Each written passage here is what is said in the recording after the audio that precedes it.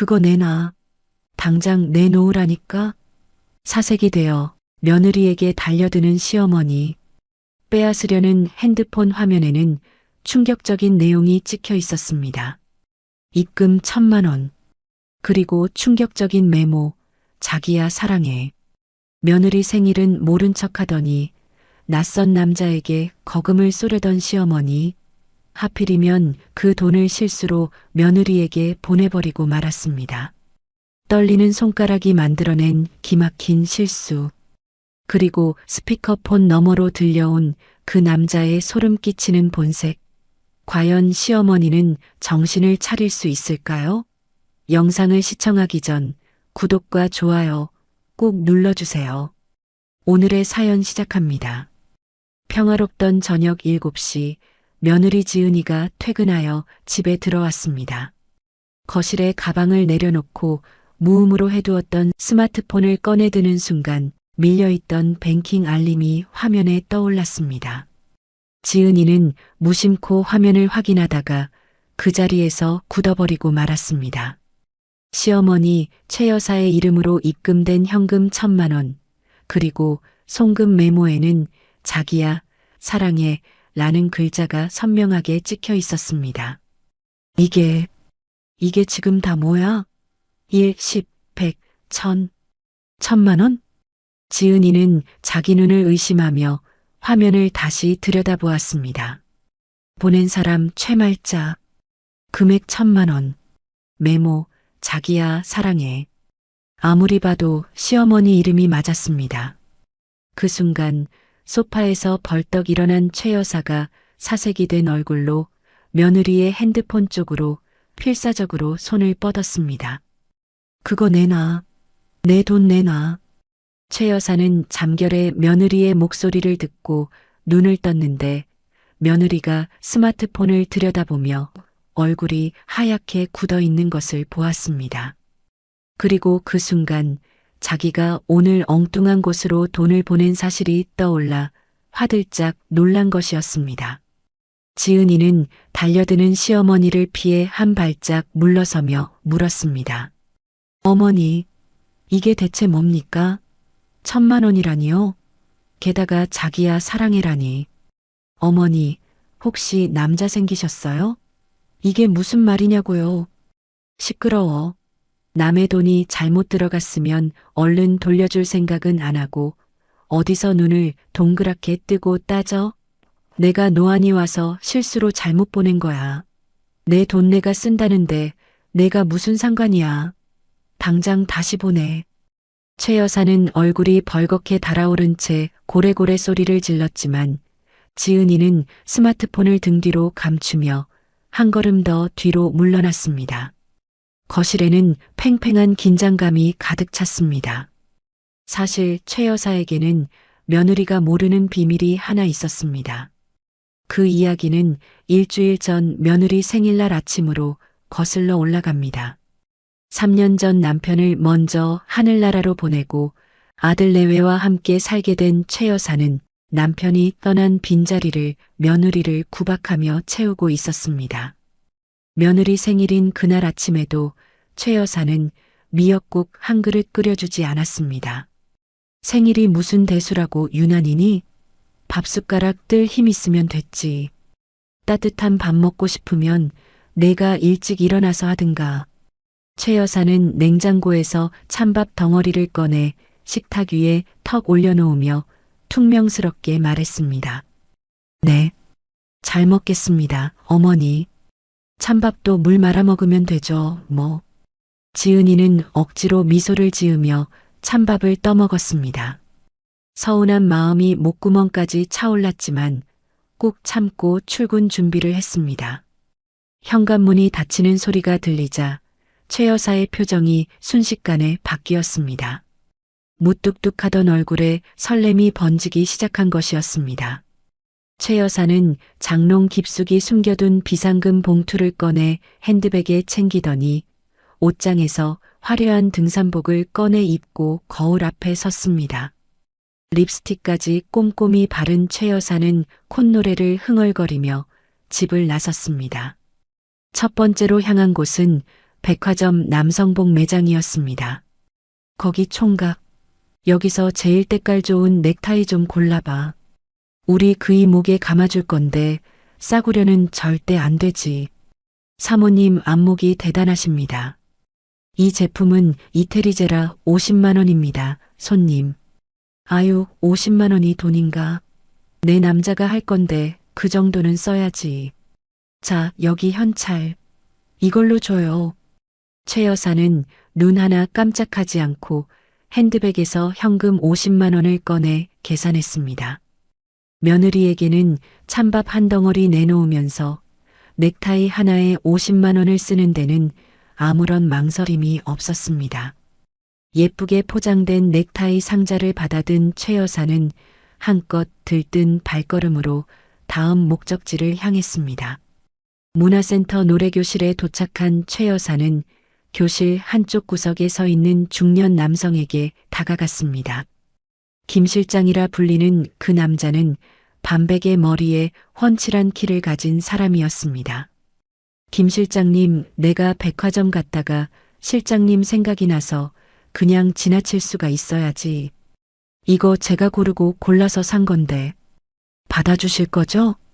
최 여사는 소녀처럼 수줍은 얼굴로 넥타이 상자를 내밀었습니다. 김 실장은 환하게 웃으며 최 여사의 손을 두 손으로 감싸쥐었습니다. 아이고, 우리 사모님, 이렇게까지 안 하셔도 되는데. 제가 전생에 나라를 구했나 봅니다. 정말 고맙습니다. 사모님은 왜 이렇게 눈치를 보세요? 며느리 눈치, 아들 눈치, 볼 것도 많으시다. 사모님 인생인데 사모님이 즐기셔야지요. 사모님은 여왕님처럼 사셔야 할 뿐입니다. 김 실장은 달콤한 말로 최 여사의 마음을 흔들어 놓았습니다.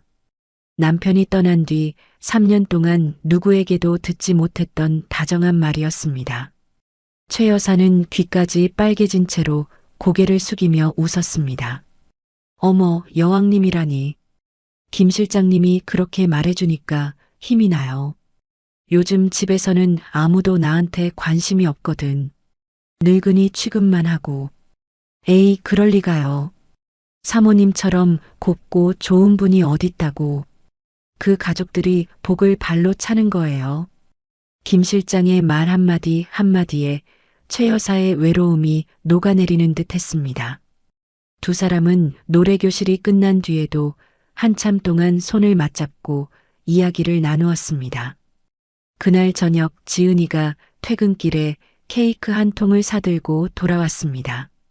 어머니, 오늘 제 생일이잖아요. 촛불이라도 같이 끄고 싶어서 사왔어요. 한 조각만 드세요. 네. 지은이는 환한 미소를 지으며 케이크 상자를 식탁 위에 올려놓았습니다. 하지만 최 여사는 콧방귀도 뀌지 않았습니다. 케이크? 에잉 쯧쯧. 그깟 밀가루 덩어리가 뭐가 좋다고. 돈이 썩어 문드러졌냐? 그 돈이면 쌀이 몇 포대야. 많이 비싼 건 아니에요, 어머니. 그냥 같이 먹고 싶어서. 됐어, 됐어. 나는 그런 거 안 먹어. 당장 안 치워? 꼴도 보기 싫다. 최 여사가 손사래를 치며 방으로 들어가 버리자 지은이는 케이크 상자를 바라보며 서러움을 삼켰습니다. 생일 축하 한마디 듣지 못한 채 지은이는 혼자 방으로 들어갔습니다. 그런데 방에서 옷을 갈아입다가 지은이는 시어머니 화장대 위에서 이상한 것을 발견했습니다. 낯선 남성용 향수 냄새가 나는 명함 한 장이 놓여 있었던 것입니다. 이게 뭐지? 남자 스킨 냄새가 진동을 하네.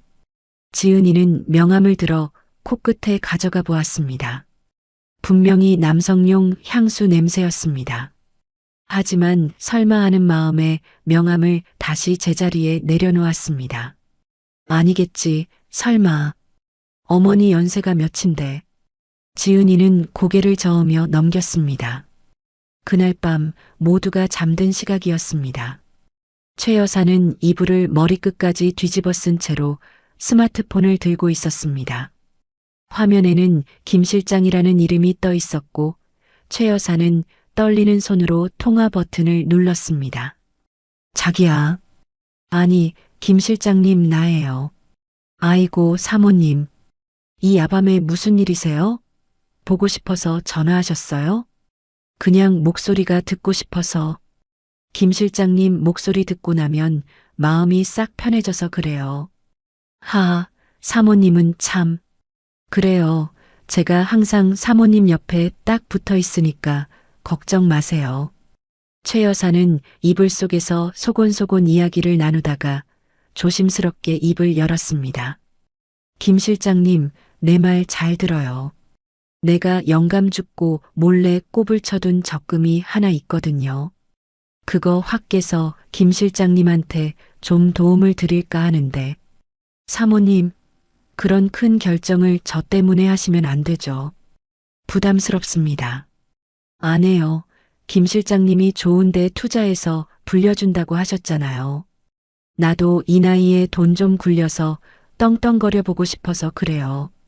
사모님이 그렇게까지 저를 믿어주시다니 정말 감사합니다. 제가 사모님을 여왕님으로 모시겠습니다. 절대 후회 안 하실 겁니다. 수익률 대박나게 해드릴게요. 최 여사는 전화를 끊고 천장을 바라보며 빙긋 웃었습니다. 가슴이 콩닥콩닥 뛰는 것이 마치 소녀 시절로 돌아간 것만 같았습니다. 하지만 그 설렘의 끝에 무엇이 기다리고 있는지 최 여사는 아직 알지 못했습니다. 다음 날부터 최 여사의 행동은 눈에 띄게 달라졌습니다. 아침마다 화장을 하고 옷을 갈아입고 외출 채비를 서두르는 날이 부쩍 늘어난 것이었습니다. 어머니, 오늘도 나가세요? 요즘 들어 매일 외출이시네요. 점심은 어디서 드시려고요? 도시락이라도 싸드릴까요? 아이고, 시끄러워라. 내가 어디를 가든 누구랑 밥을 먹든 내가 알 바 아니야.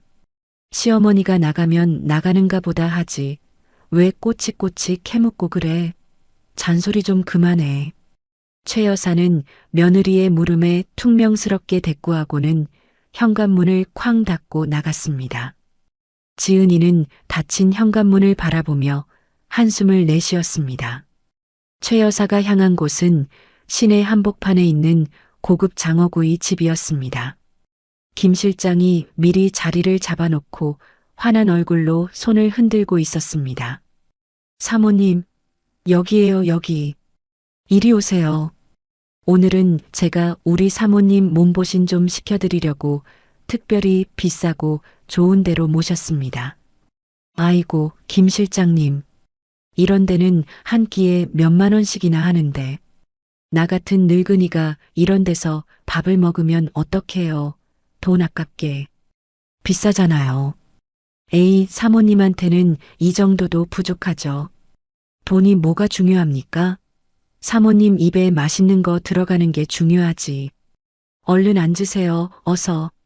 최 여사는 입으로는 괜찮다고 하면서도 이미 얼굴에 한박웃음이 번져 있었습니다.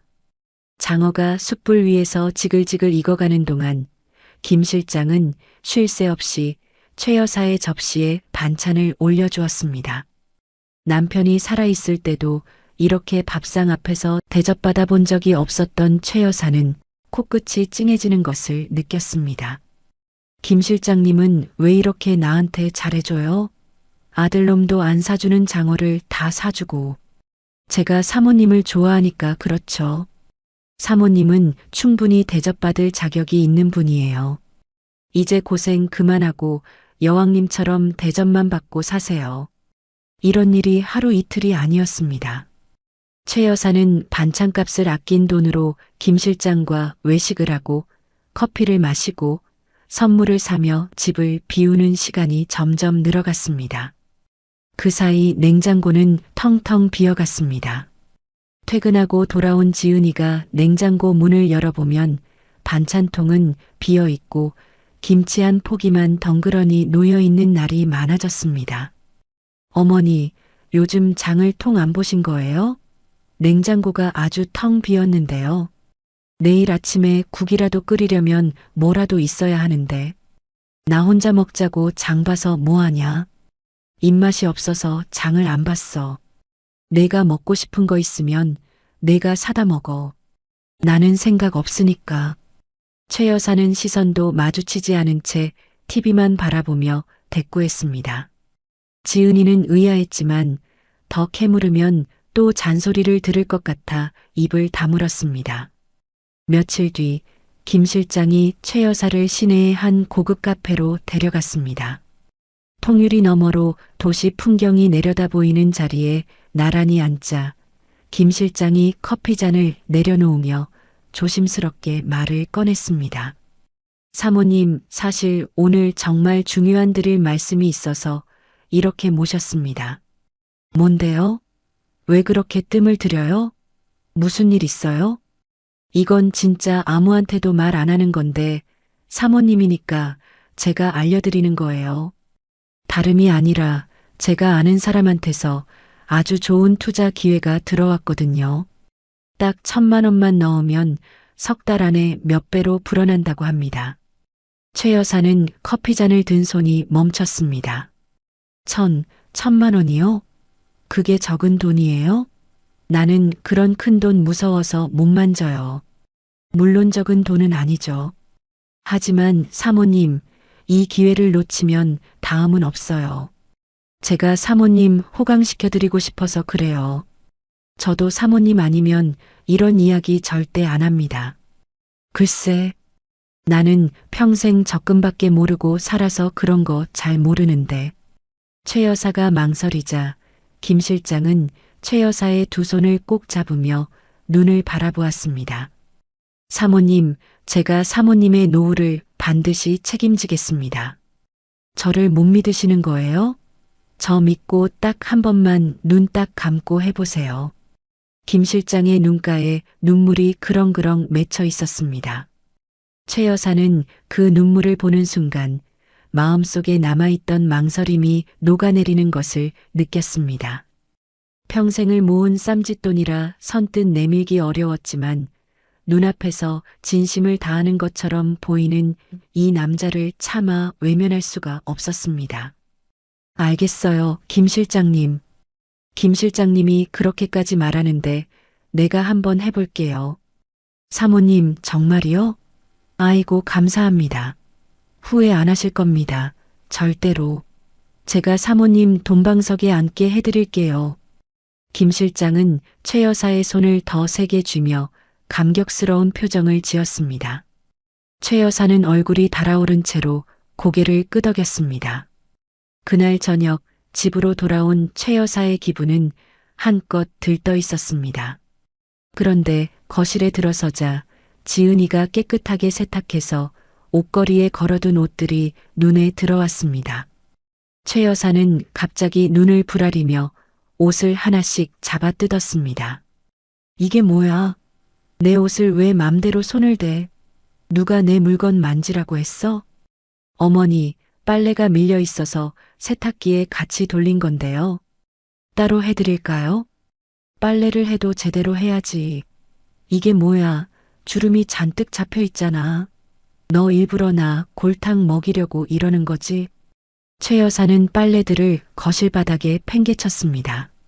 멀쩡한 옷들이 바닥에 나뒹굴었지만 사실 주름 같은 것은 없었습니다. 김 실장에게 돈을 주기로 결심한 죄책감이 며느리에 대한 괜한 화풀이로 튀어나온 것이었습니다. 지은이는 바닥에 널브러진 옷들을 말없이 주워 담았습니다. 속이 부글부글 끓었지만 시어머니와 부딪히면 남편 민호까지 힘들어질 것을 알기에 꾹 참았습니다. 그날 밤 지은이는 스트레스로 위경련이 왔지만 남편에게 걱정을 끼칠까봐 혼자 소화제를 삼키며 이불 속에서 버텼습니다. 운명의 날 아침이 밝았습니다.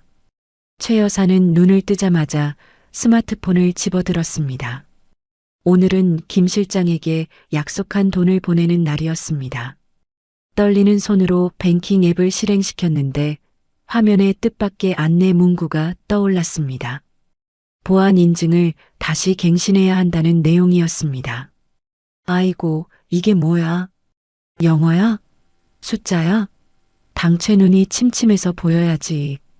비밀번호를 넣으라는 거야, 말라는 거야. 아유, 속 터져. 최 여사는 안경도 쓰지 않은 채로 작은 글씨를 노려보며 이리저리 화면을 눌러보았지만 도무지 어떻게 해야 하는지 알 수가 없었습니다. 그 사이 김 실장에게서 문자가 쏟아지기 시작했습니다. 사랑한다, 믿는다. 지금 은행 앞에서 기다리고 있다. 5분 간격으로 날아오는 문자에 최 여사의 마음은 점점 조급해졌습니다.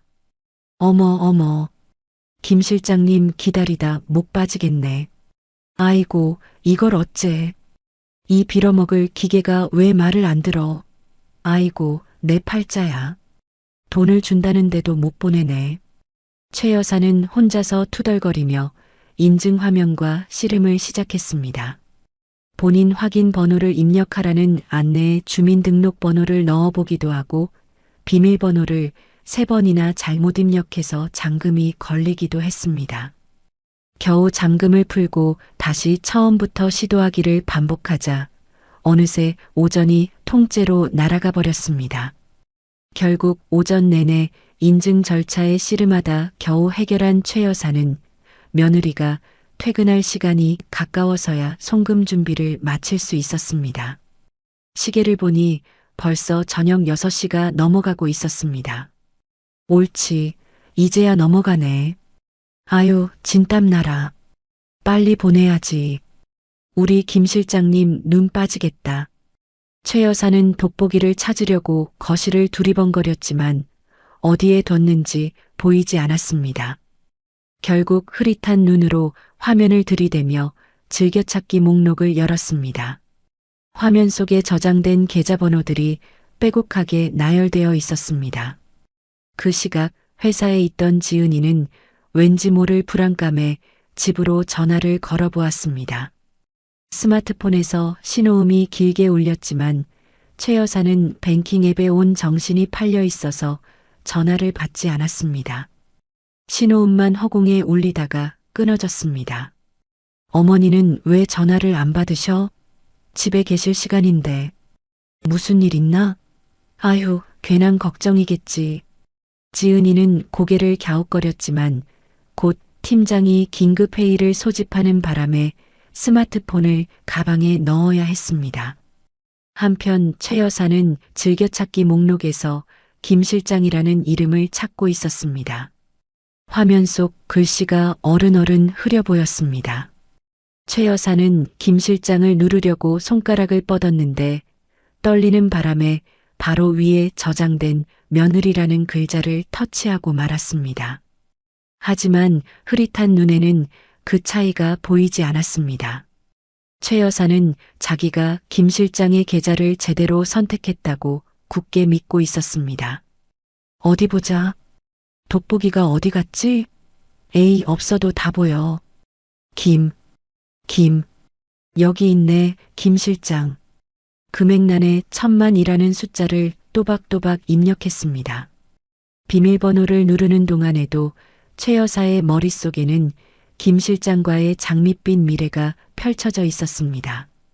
입가에 번지는 미소를 주체하지 못한 채 다음 단계로 넘어갔습니다. 송금 메모란이 나타났습니다.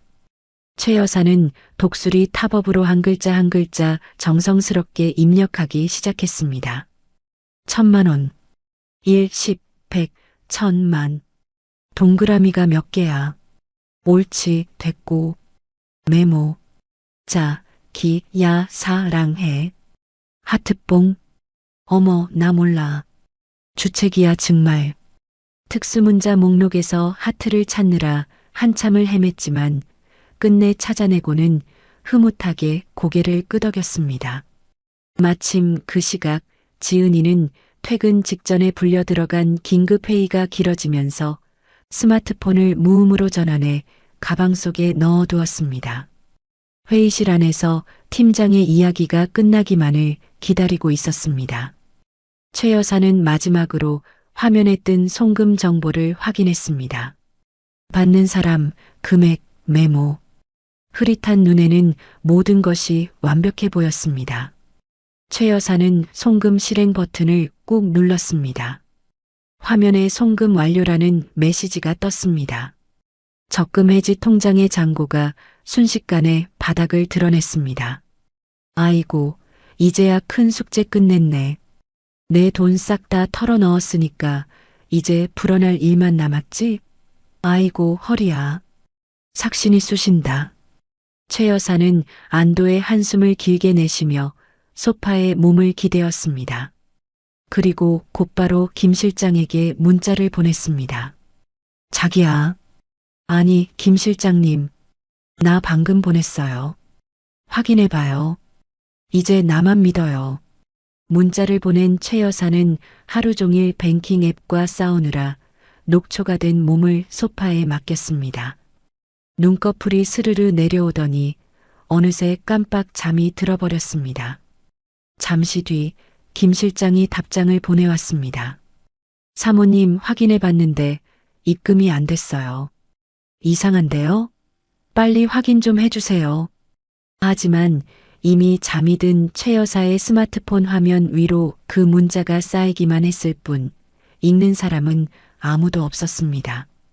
거실 소파 위에 최 여사가 곤하게 잠들어 있었습니다. 창밖으로 노을이 지고 있었고 곧 현관문이 열릴 시간이 다가오고 있었습니다. 1,000만 원은 이미 엉뚱한 곳으로 날아간 뒤였지만 최 여사는 그 사실을 꿈에서조차 알지 못했습니다. 회의를 마치고 퇴근한 지은이가 현관문을 열고 집 안으로 들어왔습니다. 거실에는 소파에 잠든 시어머니의 고른 숨소리만 흐르고 있었습니다. 지은이는 거실에 가방을 내려놓고 가방 속에서 무음으로 해두었던 스마트폰을 꺼내 들었습니다.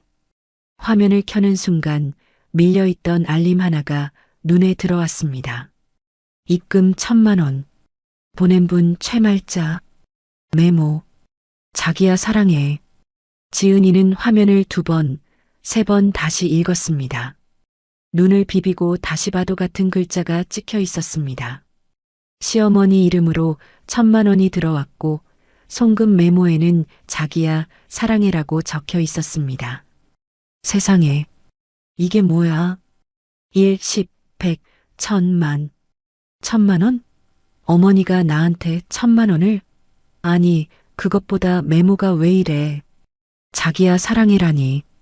내가 잘못 본 건가? 지은이의 중얼거림에 소파에서 잠들어 있던 최 여사가 눈을 떴습니다. 최 여사는 현관 쪽에서 들려온 소리에 고개를 돌렸는데 며느리가 스마트폰을 들여다보며 얼굴이 하얗게 굳어 있는 모습이 보였습니다. 그 순간 머릿속에 번개가 치듯 오늘 자기가 보낸 1,000만 원이 떠올랐습니다. 헉! 설마. 최 여사는 화들짝 놀라며 소파에서 벌떡 일어나 며느리에게 달려갔습니다. 안 돼. 그거 내놔.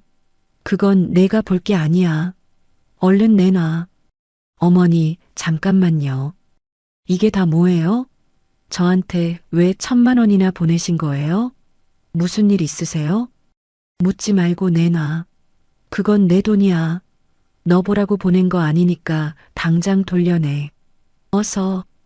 최 여사는 며느리의 핸드폰 쪽으로 황급히 손을 뻗다가 발이 꼬여 바닥에 주저앉고 말았습니다. 지은이는 놀라서 시어머니를 일으키려고 손을 내밀었습니다. 하지만 스마트폰 화면에 찍힌 글자가 다시 눈에 들어오자 내밀었던 손을 거두고 싸늘한 목소리로 물었습니다. 어머니, 괜찮으세요? 아, 참. 그런데 어머니, 자기야 사랑해라니요. 이게 무슨 뜻이에요? 저한테 자기라고 하신 거예요? 아니면 누구한테 보낼 걸 잘못 보내신 거예요? 그건 그냥 친구한테 장난친 거야. 요즘 노인네들도 그런 장난치고 놀아. 내가 상관할 바 아니니까 잔말 말고 돈이나 돌려줘. 최 여사는 얼굴이 하얗게 질린 채로 바닥에 앉은 그대로 소리를 질렀습니다. 하지만 목소리가 떨리고 있어서 거짓말이라는 것이 뻔히 드러났습니다. 지은이는 시어머니의 눈을 똑바로 바라보았습니다. 친구한테 장난이요? 1,000만 원을 보내면서 자기야 사랑해라고 쓰는 게 장난이에요? 어머니, 저 바보 아니에요. 솔직하게 말씀해 주세요. 아이고, 시끄러워. 며느리가 시어머니한테 이래라 저래라야. 내 돈 내 맘대로 쓴다는데 내가 왜 난리야. 최 여사가 악을 쓰며 일어서려는 순간 최 여사의 스마트폰이 요란하게 울리기 시작했습니다. 거실에 울려 퍼지는 벨소리에 두 사람 모두 동작을 멈췄습니다. 최 여사의 스마트폰 화면에는 낯선 번호가 아닌 김 실장이라는 이름이 선명하게 떠 있었습니다. 최 여사는 얼굴이 사색이 되어 허둥지둥 스마트폰을 집어들었습니다. 여보세요? 나중에 다시 걸게. 전화기 너머로 김 실장의 날카로운 목소리가 새어나왔습니다. 최 여사는 며느리가 듣기 전에 전화를 끊으려고 황급히 통화 종료 버튼을 눌렀습니다. 하지만 지은이는 이미 김 실장이라는 이름과 시어머니의 당황한 표정을 전부 보았습니다. 게다가 화면에 찍힌 전화번호도 재빨리 외워두었습니다. 어머니, 지금 전화 오신 분이 누구예요? 김 실장이라는 분이요? 혹시 남자예요? 아무도 아니야. 그냥 아는 사람이야. 노래 교실 사람이야. 그냥 아는 사람한테 1,000만 원을 보내면서 자기야 사랑해라고 쓰시는 거예요? 어머니, 지금 무슨 일 꾸미고 계신 거죠? 최 여사는 아무 대답도 하지 못한 채 입술만 달싹거렸습니다. 지은이의 머릿속에서 그동안의 조각들이 하나씩 맞춰지기 시작했습니다. 화장대 위에 남성용 향수 냄새가 나던 명함, 텅 빈 냉장고, 남성 정장 매장과 고급 일식당이 찍힌 카다 명세서, 그리고 지금 이 1,000만 원과 사랑의 메모, 모든 것이 하나로 연결되었습니다. 지은이는 단호한 목소리로 말했습니다. 어머니, 이 돈은 돌려드릴 수 없어요. 출처가 확인되기 전까지는요. 제가 보관하고 있을게요. 내가 감히 내 돈을 가지고 도둑년아, 내 돈 내놓으라니까. 어머니 돈이 맞다면 왜 저한테 자기야 사랑해라고 보내신 건데요? 분명히 다른 사람한테 보내려다 저한테 잘못 보내신 거잖아요. 그 김 실장이라는 사람한테 보내려고 했던 거 아니에요? 최 여사는 말문이 막혀 입만 벌렸다 닫았다를 반복했습니다. 더 이상 거짓말로 넘어갈 수 없다는 것을 최 여사 자신도 알고 있었습니다. 지은이는 스마트폰을 꼭 쥔 채 안방으로 들어가 문을 잠갔습니다. 방 안에서 지은이는 곧바로 아까 외워둔 전화번호를 인터넷에 검색해 보았습니다. 검색 결과를 하나하나 살피던 지은이의 눈이 한 곳에서 멈췄습니다. 한 인터넷 카페에 올라온 글이었습니다. 이 번호로 연락 오는 남자 조심하세요. 김 실장이라고 하면서 노인들 꼬셔서 투자해준다며 돈을 빌려가고 연락이 끊겼습니다. 사기꾼입니다. 지은이는 게시글의 날짜와 내용을 꼼꼼히 읽어 내려갔습니다. 글 쓴 사람은 50대 여성이었고 문화센터에서 만난 남자에게 돈을 빌려줬다가 연락이 끊겼다는 사연이 적혀 있었습니다. 지은이는 입을 꼭 다물었습니다. 시어머니에게 닥친 일이 단순한 연애가 아니라 사기일 수 있다는 확신이 점점 굳어졌습니다. 그 시각 안방 문 앞에서는 최 여사가 발을 동동 구르고 있었습니다. 최 여사는 떨리는 손으로 김 실장에게 문자를 보냈습니다. 김 실장님, 큰일 났어요. 며느리가 알았어요. 착오가 생겼어요. 돈이 며느리한테 잘못 갔어요. 조금만 기다려주세요. 내가 뺏어서라도 곧 해결할게요. 제발 화내지 말아요. 보내고 나서 화면을 뚫어지게 노려보았지만 김 실장에게서는 아무런 답장이 오지 않았습니다. 최 여사는 닫힌 안방문과 오지 않는 답장 사이에서 점점 조여오는 불안감에 가슴이 답답해지기 시작했습니다. 얼마 뒤 남편 민호가 퇴근하여 도어락 비밀번호를 누르고 현관문을 열었습니다. 띠띠띠. 철컥. 집 안에 들어서자마자 느껴지는 공기가 심상치 않았습니다. 마치 한겨울 시베리아 벌판처럼 썰렁하고 숨막히는 침묵만이 감돌고 있었습니다. 거실 한가운데에는 어머니가 죄인처럼 안절부절 못하며 서 있었고 안방문은 굳게 닫혀 있었습니다. 무슨 일이야? 왜 다들 불도 안 켜고 이러고 있어? 분위기가 왜 이래? 민호가 구두를 벗으며 물었지만 최 여사는 대답 대신 시선을 바닥으로 툭 떨구었습니다. 그때 닫혀있던 안방문이 벌컥 열리며 지은이가 걸어 나왔습니다. 지은이의 표정은 차갑게 얼어붙어 있었습니다. 그녀는 아무 말 없이 자신의 스마트폰을 거실 대형 TV에 연결했습니다. 여보 왔어? 이거 좀 봐봐. 이게 뭔데? 드라마야? 아니, 현실이야. 아주 기가 막힌 현실. 지은이가 리모컨 버튼을 꾹 누르자 대형 화면에 스마트폰 뱅킹 알림 내역이 대문짝만하게 떠올랐습니다.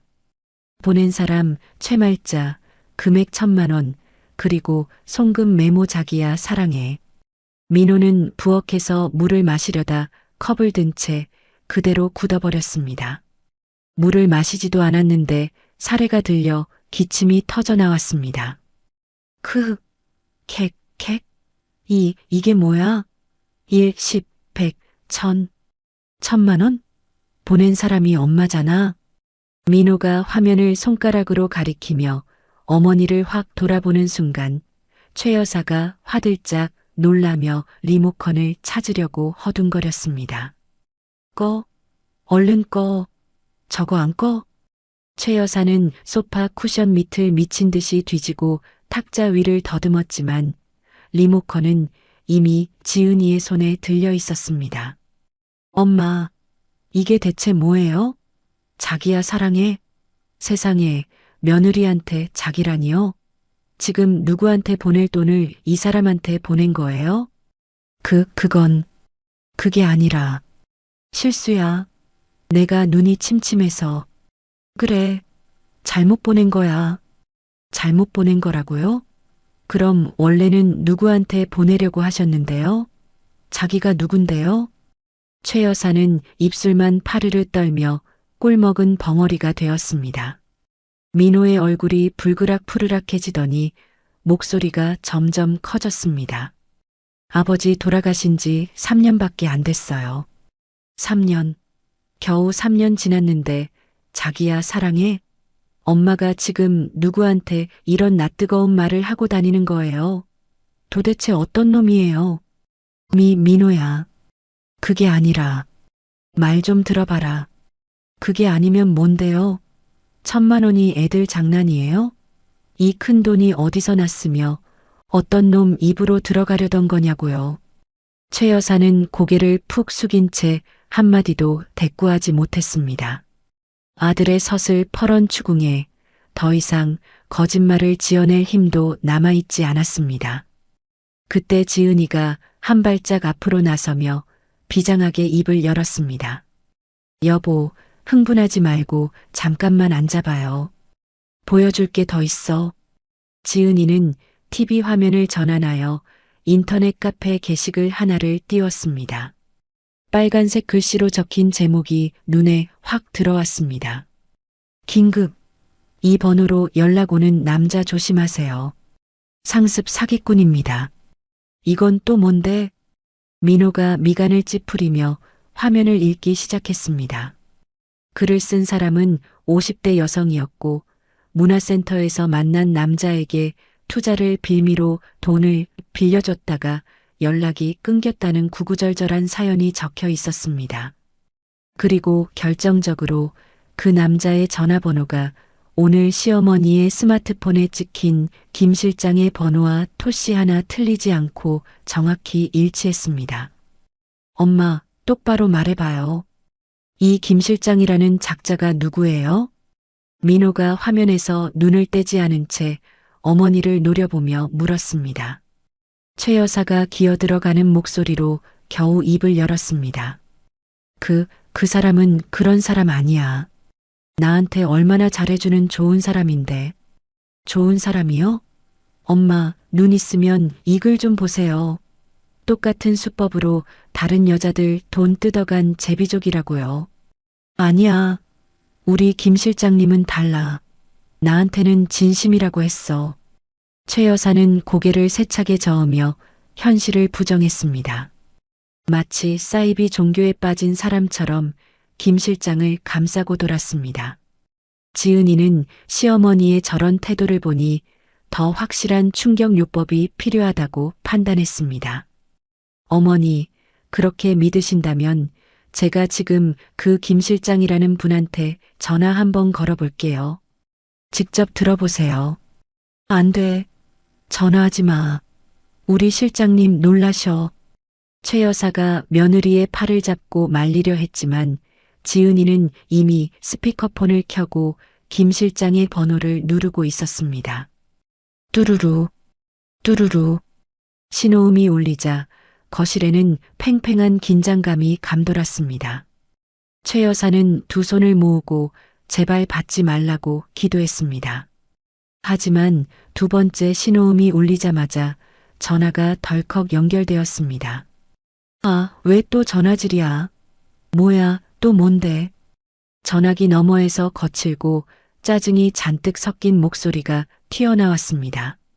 아까 최 여사에게 사모님, 여왕님 하며 달콤한 말을 속삭이던 그 목소리와는 전혀 다른 시정잡배 같은 사나운 목소리였습니다. 지은이가 침착하고 차분하게 말했습니다. 안녕하세요. 최말자 씨 며느리 되는 사람인데요. 뭐, 며느리? 아, 그 늙은 아줌마 집 식구야? 김 실장의 말투가 순간 멈칫했습니다. 늙은 아줌마.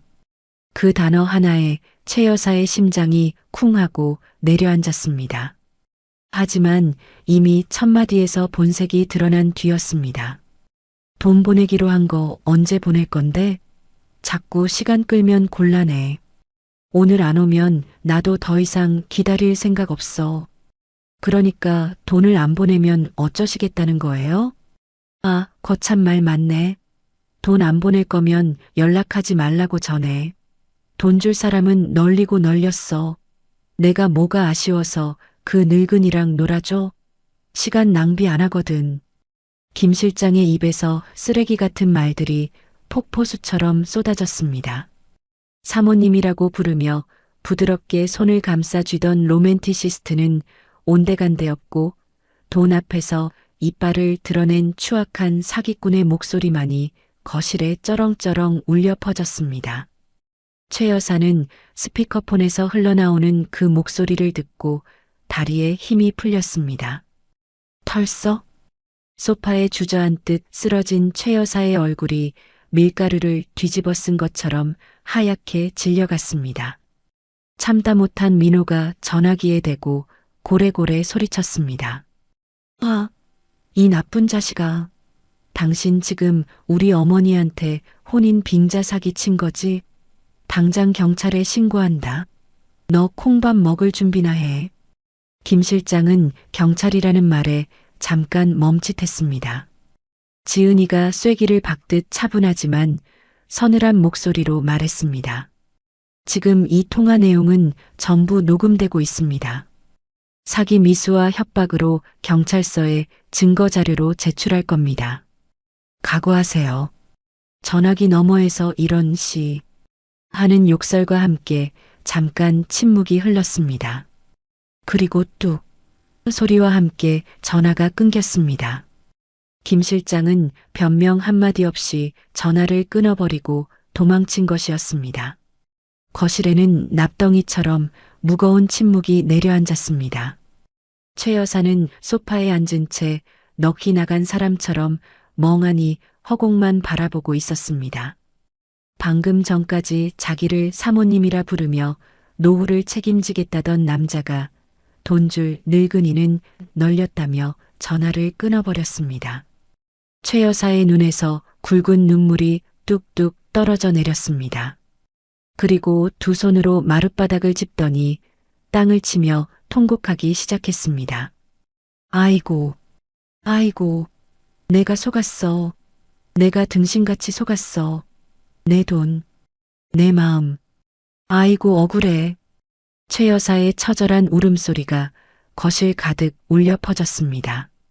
민호는 바닥을 치며 통곡하는 어머니를 내려다보며 이를 악물었습니다.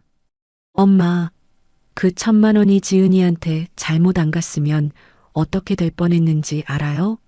그 사기꾼 놈한테 다 털리고 길거리에 나앉을 뻔했다고요. 최 여사는 아무 대답도 할 수 없었습니다. 그저 가슴을 치며 울 뿐이었습니다. 엄마가 평생 시장 바닥에서 고생해서 모은 돈이에요. 아버지가 남겨주신 피 같은 돈이라고요. 만난 지 얼마나 됐다고 그놈한테 갖다 바쳐요? 제발 정신 좀 차리세요. 민호의 목소리에 배신감과 분노, 그리고 어머니에 대한 안타까움이 뒤섞여 터져 나왔습니다. 최 여사는 아들의 꾸짖음에 고개조차 들지 못하고 소파에 얼굴을 파묻은 채 어깨를 들썩이며 하염없이 울기만 했습니다. 지은이는 짐승처럼 울부짖는 시어머니와 분노로 얼굴이 시뻘개진 남편 사이에서 거실 한쪽에 말없이 서 있었습니다. 그동안 당했던 구박을 생각하면 밉고 원망스럽다가도 사랑을 갈구하다 처참하게 배신당한 늙은 여자의 모습이 안쓰러워 가슴 한구석이 아려왔습니다. 하지만 지금은 그 어떤 위로의 말도 건넬 수가 없었습니다. 밤이 깊어갔습니다. 최 여사는 울다 지쳐 소파에 쓰러지듯 누워 있었고 민호는 화를 사귀지 못해 베란다에 나가 담배도 피우지 않으면서 한참을 서 있었습니다. 지은이는 부엌에서 따뜻한 물 한 잔을 떠다가 시어머니의 손에 쥐어주었습니다. 최 여사는 며느리가 건넨 물컵을 떨리는 두 손으로 감싸쥔 채 한 모금도 마시지 못하고 멍하니 앉아 있었습니다. 거실 창밖으로 칠흑 같은 어둠이 내려앉아 있었습니다. 세 식구 모두 같은 집안에 있었지만 그 어느 때보다 멀리 떨어져 있는 것 같은 길고도 외로운 밤이었습니다. 그날 밤 이후 최 여사는 방 안에서 꼼짝도 하지 않았습니다. 마치 죽은 사람처럼 이불을 머리끝까지 뒤집어 쓰고 밥도 물도 입에 대지 않은 채 누워만 있었습니다. 다음 날 아침 지은이가 정성껏 끓인 죽을 쟁반에 받쳐들고 방문을 두드렸습니다. 어머니, 저예요. 죽 좀 쑤어왔어요. 빈속에 약이라도 드시려면 뭐라도 좀 드셔야죠. 문 좀 열어주세요. 어머니, 대답 좀 해보세요. 계속 굶으시면 몸 상해요. 됐어. 꼴도 보기 싫으니까 치워. 나한테 신경 끄고 나가란 말이야. 문 너머로 들려오는 최 여사의 목소리는 갈라지고 힘이 없었지만 도끼만큼은 여전했습니다. 지은이는 죽그릇을 문 앞에 내려놓고 돌아섰지만 한참이 지나도 방문이 열리는 소리는 들리지 않았습니다. 점심때가 되어 다시 가보니 아침에 놓아둔 죽그릇이 그대로 식어 말라 비틀어져 있었습니다. 지은이는 차갑게 식은 죽을 들고 부엌으로 돌아오며 깊은 한숨을 내쉬었습니다. 그날 저녁 지은이가 다시 한번 용기를 내어 방문을 열고 들어갔습니다. 방 안은 어둑어둑했고 퀴퀴한 냄새가 났습니다. 최 여사는 퀭한 눈으로 천장만 멍하니 바라보고 있었습니다. 입술이 바싹 말라 하얗게 터져 있었고 얼굴에는 핏기가 하나도 없어 마치 송장 같았습니다. 어머니, 세상에 얼굴이 이게 뭐예요? 제발 뭐라도 좀 드세요. 이러다 진짜 쓰러지시겠어요. 내버려둬라. 무슨 낯짝으로 밥을 처먹어. 목구멍으로 밥알이 넘어가겠니? 내가 미친년이지 밥을 먹게. 어머니, 자책하지 마세요. 다 지나간 일이잖아요. 지나가긴 뭐가 지나가. 차라리 내가 어디 멀리 가서 혼자 살다 죽으련다. 너희들 볼 면목이 없어. 내 꼴이 이게 뭐냐. 쪽팔려서 살 수가 있어야지. 최 여사는 고개를 획 돌려 벽만 바라보았습니다. 지은이는 더 이상 말을 잇지 못하고 조용히 방을 나왔습니다. 아들 민호도 상황이 다르지 않았습니다. 어머니가 안쓰러우면서도 그 뻔한 사기에 놀아날 뻔했다는 사실에 화가 풀리지 않아 며칠째 어머니와 눈도 마주치지 않고 냉전을 이어갔습니다. 퇴근하고 돌아와도 어머니 방 앞을 휙 지나칠 뿐 문을 두드리지 않았습니다. 여보, 어머니가 벌써 사흘째 곡기를 끊으셨어. 이러다 정말 큰일 나는 거 아니야? 당신이 들어가서 뭐라고 좀 해봐. 내가 어떻게 해요? 말을 걸면 나가라고 소리나 지르시는데. 냅둬요. 배고프면 알아서 나오시겠지. 어린애도 아니고 왜 저러시는지 몰라. 민호는 식탁에 앉아 고개를 푹 숙였습니다. 어머니에게 화가 나면서도 걱정이 되는 뒤엉킨 감정을 어찌할 수가 없었습니다. 설상가상으로 동네에도 소문이 쫙 퍼지기 시작했습니다.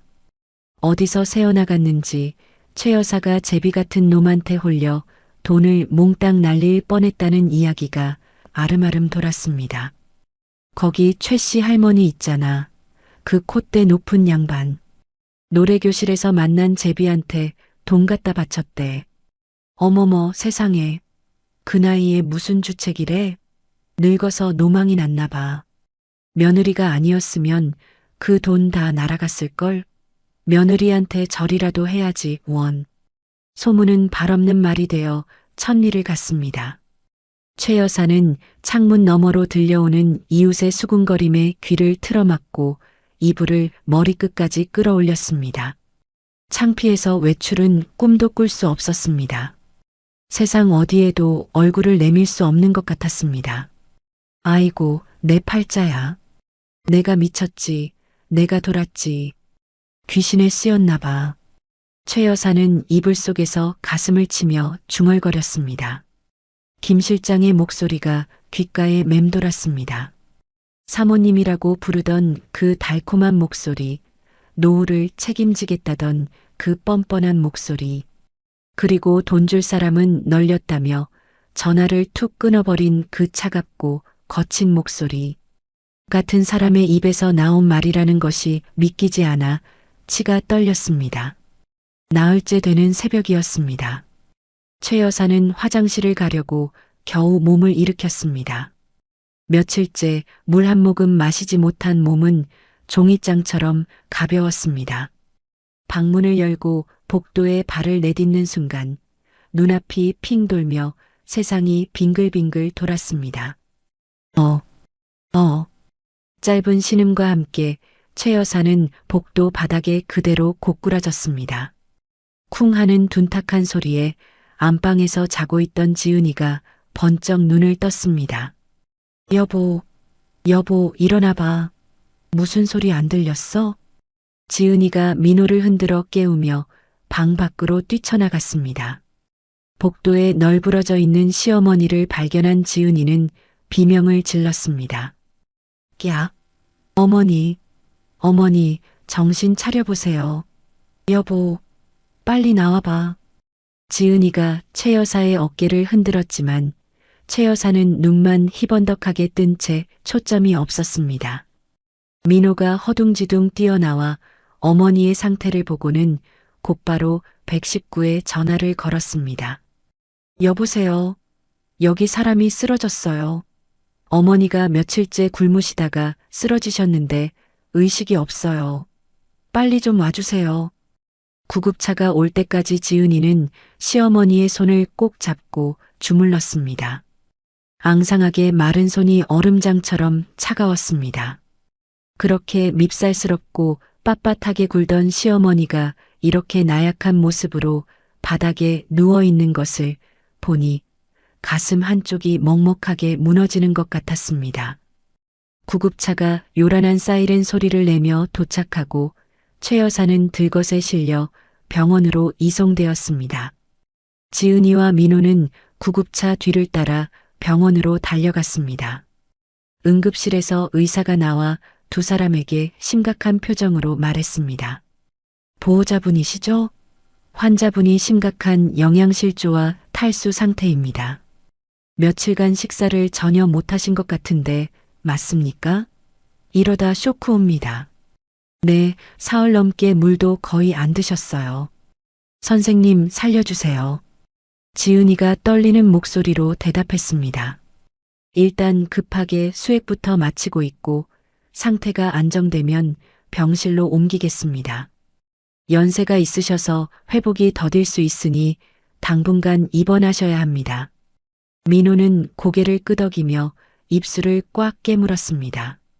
어머니가 여기까지 오게 된 것이 그 사기꾼 놈 때문인지 자기가 모른 척 냉전을 한 탓인지 아니면 둘 다인지 알 수가 없어 속이 타들어갔습니다. 병실로 옮겨진 뒤 한참 만에 최 여사가 겨우 의식을 찾았습니다. 눈을 뜬 최 여사는 침대 옆에 앉아 걱정스러운 눈으로 바라보는 아들과 며느리를 보았습니다. 그 순간 최 여사는 이불을 확 끌어올려 얼굴을 덮어버렸습니다. 보지 마. 이 꼴 보지 마. 나가. 그냥 나를 내버려둬. 죽게 내버려 두란 말이야. 이불 속에서 터져나오는 최 여사의 오열이 병실 안에 가득 찼습니다. 꺼이꺼이 우는 소리가 가슴을 후벼 팠습니다. 민호가 입을 열려다 말고 붉어진 눈시울을 감추려 고개를 돌려 창밖을 바라보았습니다. 어머니를 위로해야 하는지 여전히 화를 내야 하는지 알 수가 없었습니다. 지은이는 이불 위로 보이는 시어머니의 앙상한 손을 조심스럽게 잡았습니다. 뼈만 남은 것 같은 손가락이 힘없이 축 늘어져 있었습니다. 며느리에게 찬밥을 내놓고 빨래를 바닥에 패대기 치고 돈이 썩어 나느냐고 타박하던 그 기세등등하던 사람이 맞나 싶을 정도로 작고 초라해져 있었습니다. 지은이는 그 손을 놓지 않은 채 가만히 앉아 있었습니다. 밉살스러웠던 감정보다 같은 여자로서의 연민이 가슴 깊은 곳에서 뜨겁게 올라오는 것을 느꼈습니다. 민호는 답답한 마음에 병실 밖 복도로 나왔습니다. 간호사에게 받은 어머니의 검사 결과지를 펼쳐들었습니다. 영양실조, 탈수, 스트레스성 빈혈. 종이 위에 적힌 글자들이 눈물에 번져 흐릿하게 보였습니다. 제기랄. 내가 진작에 말이라도 걸었으면 이렇게까지 안 됐을 텐데. 못난 놈. 민호는 결과지를 구겨 주머니에 넣으며 벽에 머리를 쿵 박았습니다. 어머니가 잘못한 건 맞지만 며칠째 말 한마디 안 하고 방치해둔 자기도 잘한 것은 아니었습니다. 병실 안에서는 최 여사의 울음소리가 조금씩 잦아들고 있었습니다. 지은이는 여전히 시어머니의 손을 꼭 잡은 채 말없이 곁을 지키고 있었고 복도에서는 민호가 깊은 한숨을 내쉬며 천장을 올려다보고 있었습니다. 가족 사이에 골마 터진 상처가 한꺼번에 드러난 밤이었습니다. 하지만 그 상처를 똑바로 들여다보기 시작했다는 것은 어쩌면 치유의 첫걸음이기도 했습니다. 며칠 뒤 최 여사가 퇴원했습니다. 병원에서 나온 최 여사는 예전과는 전혀 다른 사람처럼 보였습니다. 볼이 쑥 들어가고 걸음걸이에 힘이 없어 마치 낙엽처럼 위태로워 보였습니다. 민호가 어머니의 팔을 잡아 부축하며 현관문을 열었고 지은이가 미리 현관에 나와 실내화를 가지런히 놓아두었습니다. 어머니 고생하셨어요. 어서 들어오세요. 발 조심하시고요. 지은이가 시어머니의 다른 한쪽 팔을 얼른 잡아주었습니다. 최 여사는 며느리의 눈을 차마 바라보지 못한 채 죄인처럼 고개를 푹 숙이고 안으로 들어왔습니다. 거실에는 구수하고 따뜻한 사골 국물 냄새가 가득했습니다. 지은이가 시어머니 퇴원 시간에 맞춰 새벽부터 뼈를 고아 정성스럽게 끓여놓은 것이었습니다. 밥상 위에는 뽀얀 사골 국물과 함께 부드러운 계란찜 소화 잘 되라고 다져서 무친 나물 반찬이 소담하게 차려져 있었습니다. 지은이는 아무 말 없이 따뜻한 밥상을 시어머니 앞으로 밀어드렸습니다. 최 여사는 밥상을 바라보았지만 숟가락을 들 수가 없었습니다. 떨리는 손으로 숟가락을 집었다가 차마 입으로 가져가지 못하고 도로 내려놓기를 몇 번이나 반복했습니다. 어머니, 국물부터 한 숟가락만 드셔보세요. 제가 기름 싹 걷어내고 푹 고았어요. 드셔야 기운 차리죠. 지은이가 조용히 하지만 단호하게 말했습니다. 최 여사는 고개를 숙인 채 며느리의 성화에 못 이겨 겨우 숟가락을 들어 국물을 한 모금 떠먹었습니다. 따뜻한 국물이 텅 빈 뱃속으로 뜨끈하게 흘러들어가자 참았던 눈물이 툭 하고 국그릇 안으로 떨어졌습니다. 지은이가 밥 위에 잘 익은 김치를 척 얹어 숟가락 위에 올려주었습니다. 그 따뜻한 손길에 최 여사는 기어이 참고 있던 울음을 터뜨리고 말았습니다. 숟가락을 탁 내려놓고 두 손으로 얼굴을 감싼 채 어깨를 들썩이며 꺼이꺼이 울었습니다. 한참을 통곡하던 최 여사가 떨리는 목소리로 입을 열었습니다. 아이고, 내가 미쳤었지. 내가 미친년이야. 늙어서 노망이 났지. 귀신이 씌었어. 어머니, 자꾸 왜 그러세요? 너한테는 찬밥 덩어리나 던져주고 생일 케이크 사왔다고 돈 아깝다고 구박하고 빨래를 바닥에 패대기 치고 그러면서 그 사기꾼 놈한테는 50만 원짜리 넥타이를 사주고 1,000만 원을 갖다 바치려고 했으니 내가 사람이냐? 내가 짐승만도 못하지. 최 여사는 숨이 넘어갈 듯 가슴을 치며 말을 이었습니다. 그놈이 나한테 사모님, 사모님 하니까 남편 없이 혼자 사는 게 덜 외로운 것 같았어. 누가 나한테 밥도 사주고 관심을 가져주니까 내가 늙은이가 아니라 아직 쓸모 있는 여자 같아서 그랬어. 아이고, 내 팔자야. 지은이는 아무 말 없이 시어머니의 주름진 손을 잡았습니다. 근데 그게 다 새빨간 거짓말이었어. 돈 줄 사람은 널렸다고 전화 뚝 끊어버리는데 그 한마디에 내 세상이 다 무너지더라. 최 여사는 숟가락 대신 지은이의 손을 꼭 움켜쥐었습니다. 지은아, 지은아, 미안하다. 내가 정말 미안하다. 이 못난 시어머니를 용서해다오. 시어머니의 입에서 처음으로 며느리의 이름이 불렸습니다.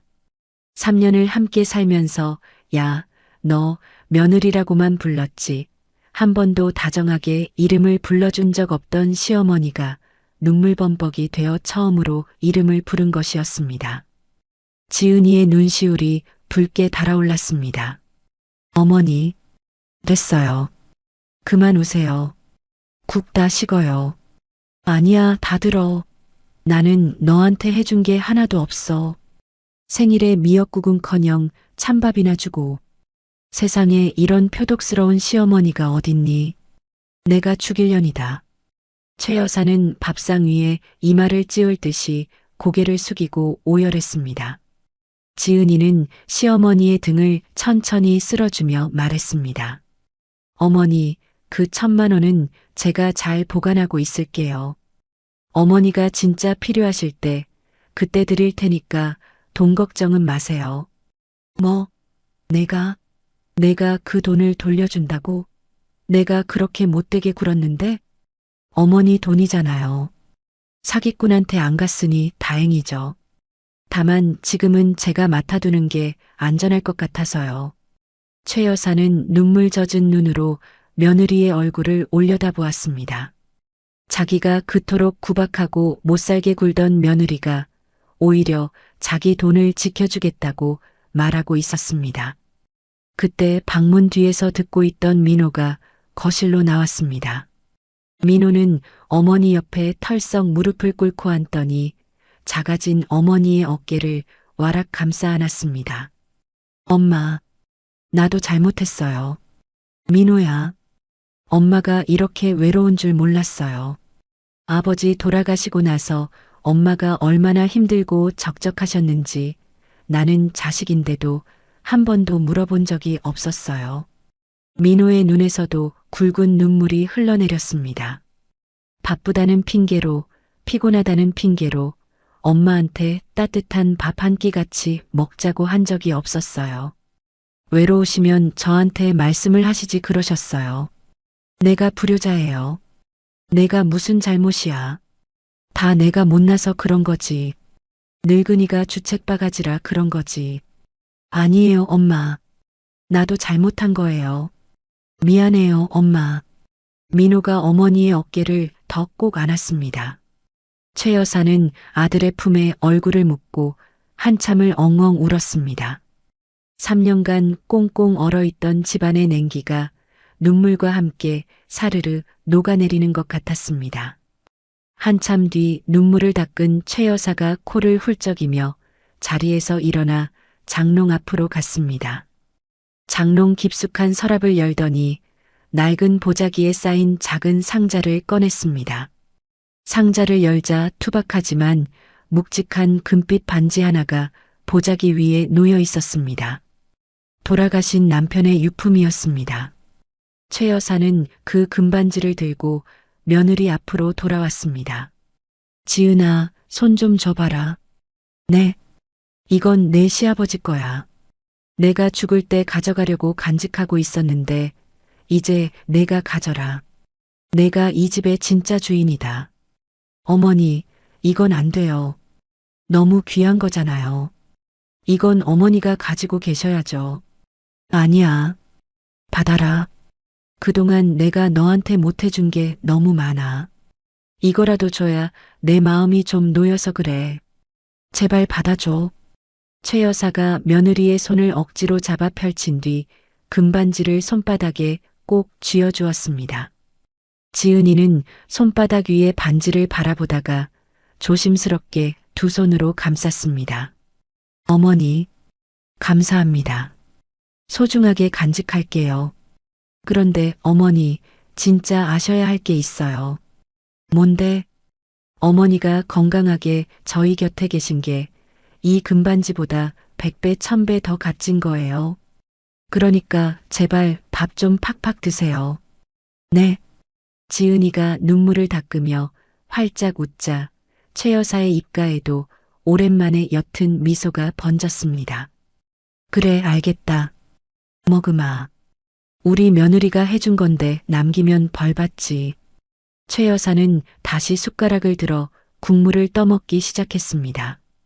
이번에는 눈물이 아니라 미소를 머금은 채 꿀맛 같은 밥을 넘겼습니다.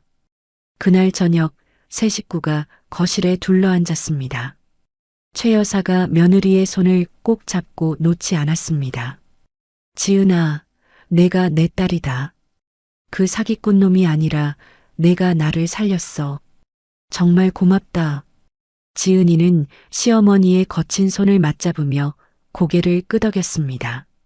한편 지은이와 민호가 접수한 신고와 통화 녹음 덕분에 경찰 수사가 시작되었습니다. 얼마 뒤 뉴스에서 김 실장 일당이 노인들을 상대로 같은 수법으로 돈을 뜯어내다 덜미가 잡혀 구속되었다는 소식이 전해졌습니다.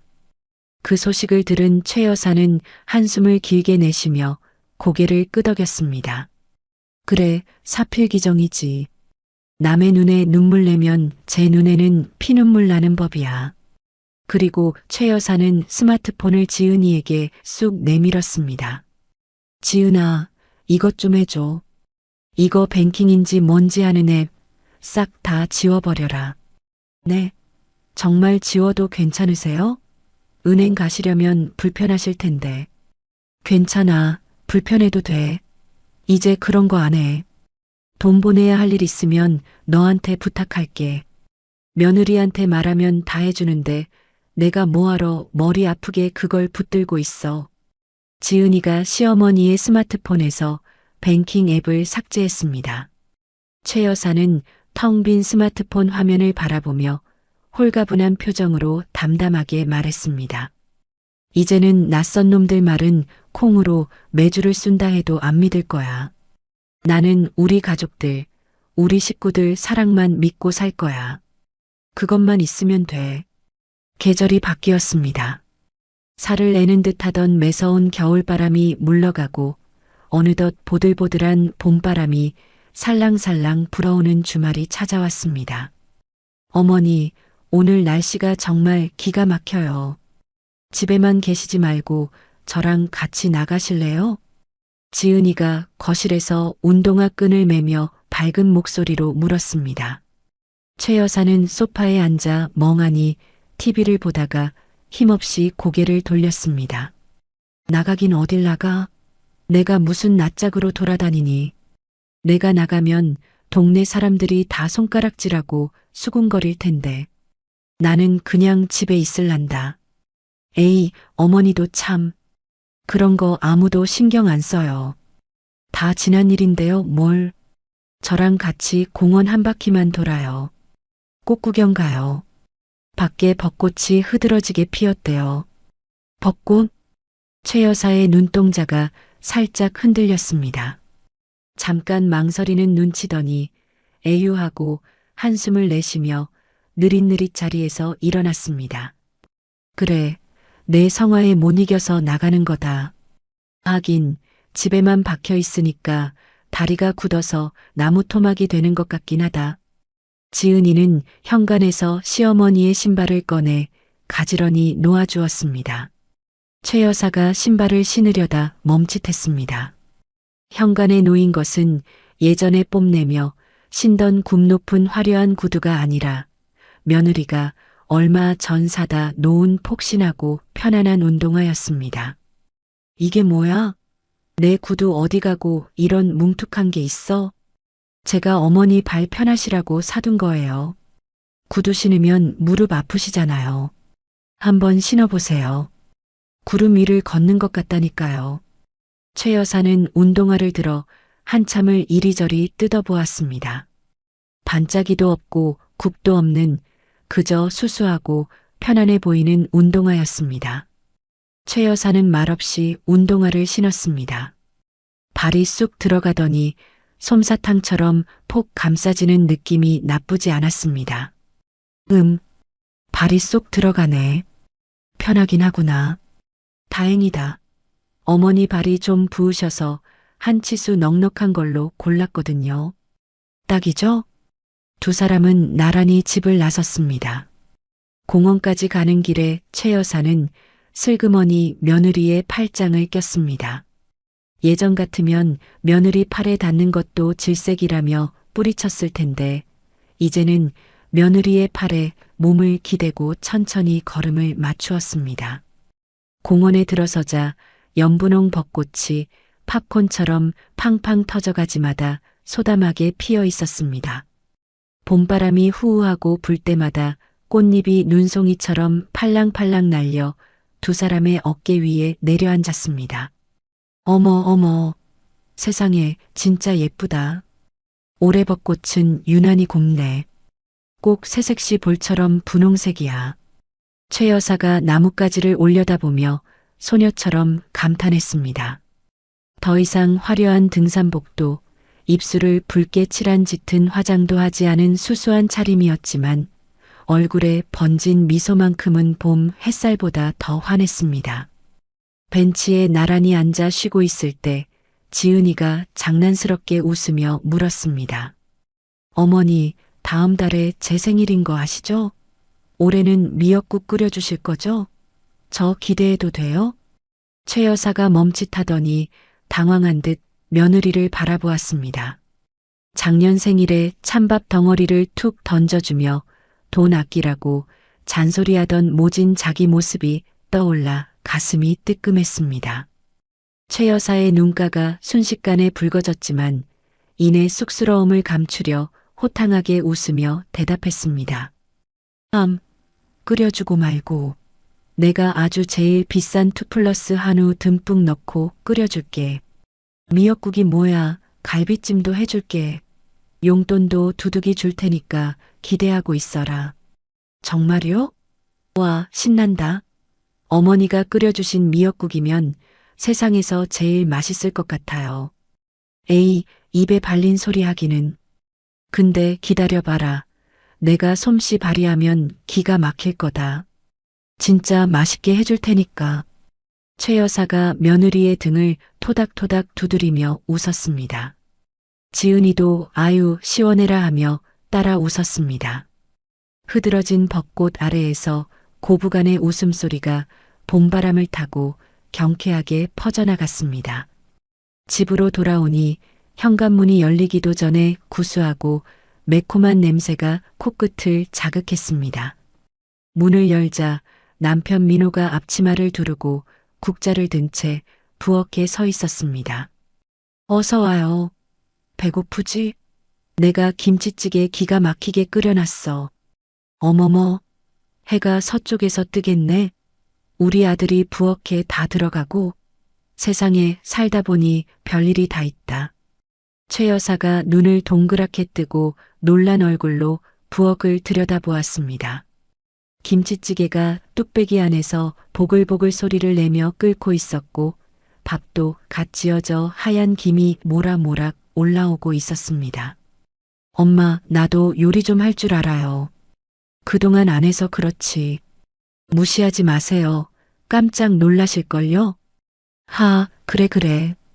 우리 아들 다 컸네. 다 컸어. 며느리 덕에 내가 아들이 차려준 밥상도 다 받아보고 호강한다. 세 식구가 오붓하게 식탁에 둘러앉았습니다. 민호가 어머니에게 먼저 고슬고슬한 밥을 퍼드리고 지은이에게도 건더기 많은 국을 떠주었습니다. 최 여사는 아들이 퍼준 밥과 며느리가 건네준 수저를 받아들며 코끝이 찡해졌습니다. 잘 먹겠습니다. 고맙다 얘들아. 세 사람이 동시에 숟가락을 들었습니다. 김이 모락모락 나는 뜨끈한 찌개를 함께 떠먹으며 식탁 위에는 작지만 그 무엇보다 따뜻한 행복이 내려앉았습니다. 밥을 먹던 중에 최 여사가 문득 숟가락을 멈추고 심각한 표정으로 입을 열었습니다. 아, 참. 얘들아. 내가 가만히 생각할수록 신통방통한 게 하나 있어. 뭔데요, 엄마? 또 무슨 말씀하시려고요? 그때 말이다. 내가 눈이 침침해서 돈을 잘못 안 보내고 제대로 보냈으면 어쩔 뻔했니? 그 사기꾼 놈한테 1,000만 원이 홀라당 넘어갔을 거 아니야. 민호와 지은이가 숟가락을 든 채 눈을 깜빡이며 최 여사를 바라보았습니다. 최 여사가 자기 검지 손가락을 펴서 내려다보며 피식 웃었습니다. 내 눈은 늙어서 흐릿하고 손가락은 달달 떨려서 엉뚱한 걸 눌렀는데 그게 오히려 우리 집을 살린 거야. 이 떨리는 손가락이 효자지 뭐냐. 아주 기특해 죽겠어. 잠깐 멍하니 있던 민호와 지은이가 푸아 하고 웃음을 터뜨렸습니다. 민호가 먼저 터뜨린 웃음이 시작이 되어 지은이도 배를 잡고 웃고 최 여사도 덩달아 깔깔거리며 웃었습니다. 세 식구의 유쾌한 웃음소리가 거실 가득 쏟아져 나왔습니다. 엄마, 그건 효자가 아니라 실수예요. 실수. 대형 사고 칠 뻔한 실수. 아니야. 실수가 효자 노릇을 톡톡히 한 거지. 내 떨리는 손가락이 우리 집 재산 지킨 1등 공신이야. 상 줘야 해. 하하, 어머니 정말 못 말리셔. 한바탕 웃음이 지나간 뒤 거실에는 봄날의 햇살이 조용하고 평화롭게 쏟아지고 있었습니다. 창문으로 들어오는 따스한 햇살이 보글거리는 찌개, 뚝배기와 가족들의 얼굴을 환하게 비추었습니다. 거실 벽에는 가족 사진이 한 장 걸려 있었습니다. 사진 속 세 사람은 서로를 꼭 껴안은 채 세상 부러울 것 없이 환하게 웃고 있었습니다. 비온 뒤에 땅이 더 단단하게 굳어지듯 모진 시련을 겪고 난 뒤의 가족은 그 어느 때보다 단단하고 끈끈하게 서로를 붙잡고 있었습니다.